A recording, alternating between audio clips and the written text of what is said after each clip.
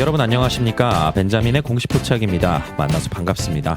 오늘 SKC 주가가 급등을 했는데요. 엄청난 거래량을 또 수반을 했습니다. 그리고 주가 같은 경우도 최고가 12만 3,300원까지 상승을 했었고요.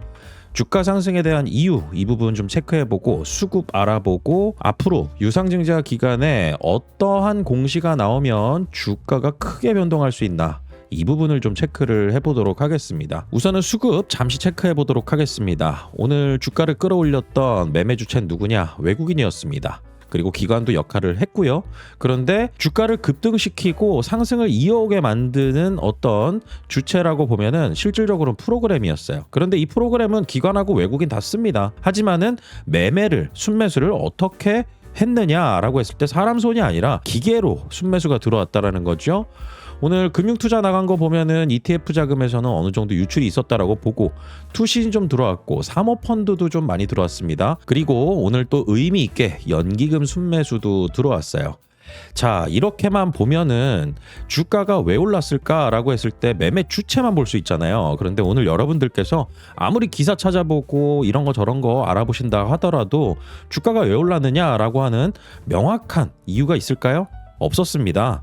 오늘 그런 이유 없었고요. 오늘은 기계적인 매수 버튼이 눌러졌었다.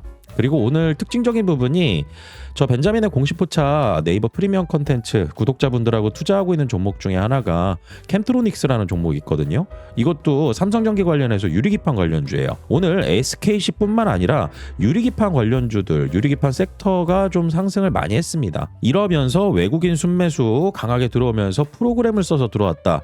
이거는 또 ETF 자금이나 퀀트 매매, 그리고 오늘 특징적인 부분에 있어서 SKC는 주식 선물도 상장되어 있습니다. 주식 선물 가격 같은 경우는 23.27% 상승했어요. 5월 만기, 그리고 이 만기는 5월 14일입니다. 그런데 SK 주식 선물에서 오늘 외국인이 이렇게 매도를 때려버립니다. 이거 여러분들께서 어떻게 보시면 되냐면 주식 현물은 매수해요. 그런데 선물은 매도한다?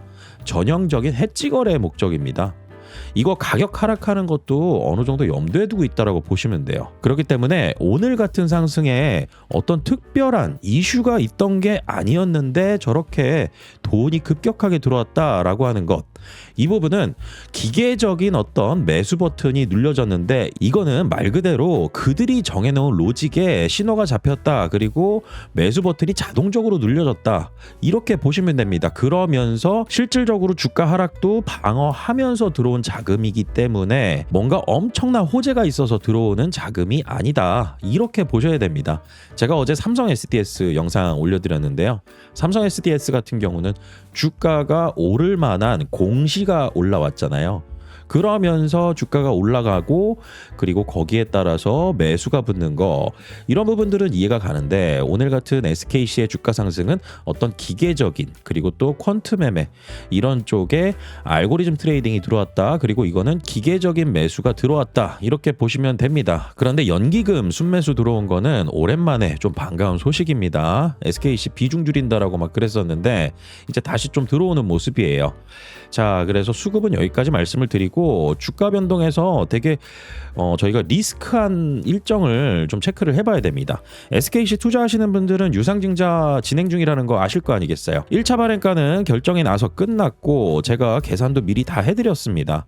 그래서 공시 나오기 전에 76,600원 나올 거다라고 말씀을 드렸던 부분이고, 이걸로 조달하는 자금이 최초 1조 규모에서 8,280억 원까지 줄어들게 될 계획이다, 이렇게 말씀드리면서 아직 확정 발행가액은 남았다라고 말씀드렸습니다.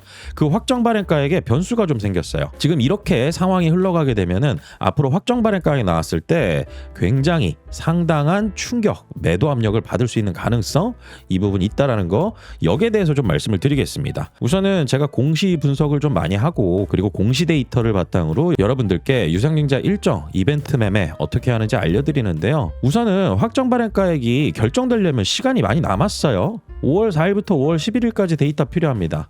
그런데 제가 왜 지금부터 계산을 먼저 미리 해보느냐, 주가 레벨이 어느 정도냐에 따라서 확정 발행가액이 달라져요.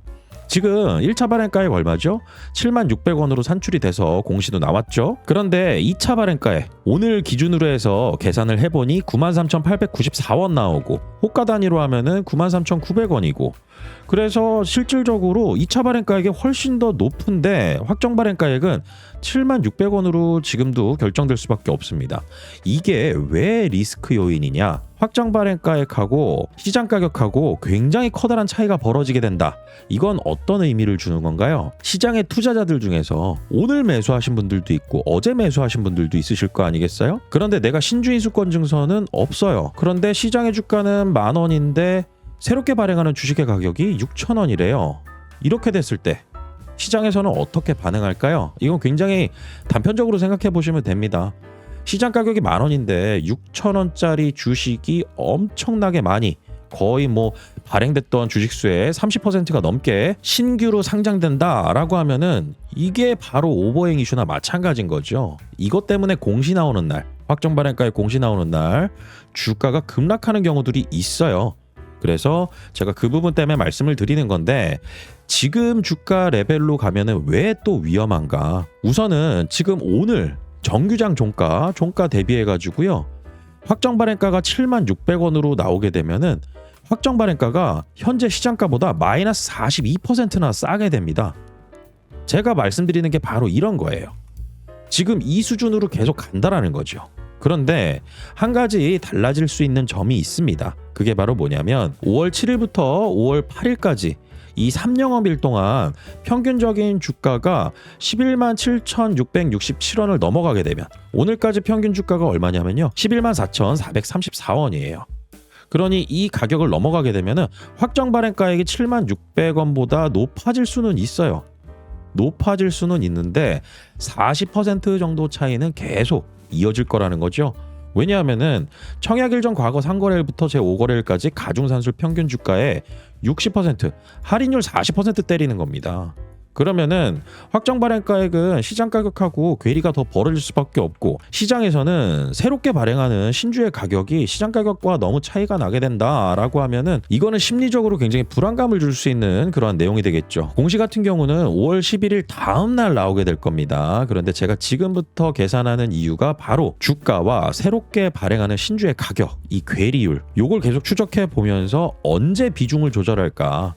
저는 그 부분을 보기 위해서 계속 계산을 해나가고 있습니다. 그리고 SKC 주주가 아닌 분들 중에서 신주 청약에 참여할 수 있는 방법이 있어요. 권리락일은 4월 6일로 지나갔죠. 그래서 권리락일 바로 전영업일 그때까지 주식을 매수해 놓으셨다가 4월 6일부터 팔으셨던 분들, 4월 6일부터 파셨던 분들도 해당이 되고 지금도 SKC 주식을 보유하고 계셨던 분들도 해당이 되고 그러면 신주인수권 증서를 챙겨놨다라고 하면은 이걸 거래할 수 있는 날이 있습니다.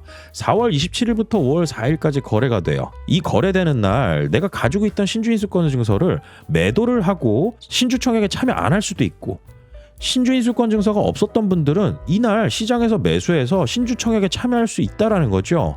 그런데 이렇게 가격이 벌어지게 되면은 신주인수권 증서 가격도 엄청나게 비싸질 수밖에 없습니다.